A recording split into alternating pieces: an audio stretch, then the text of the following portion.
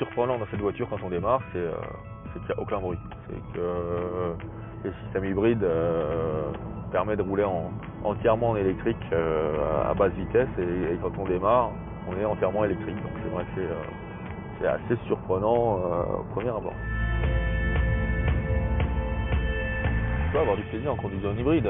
Déjà, il y a déjà des voitures qui courent avec des systèmes hybrides en compétition. Donc hybride, ça ne veut pas forcément dire pas sportif. Au contraire, les moteurs électriques sont des moteurs très coûteux, donc ils permettent d'avoir un apport de puissance très, très bas en régime et c'est vraiment ce qu'on ressent dans cette voiture quand on est en mode sport. C'est-à-dire que dès qu'on accélère à bas régime, on a une réponse instantanée du moteur qui donne vraiment un comportement sportif et en toute sécurité du fait que le moteur électrique agit sur les roues arrière et ça fait une voiture à 4 roues motrices.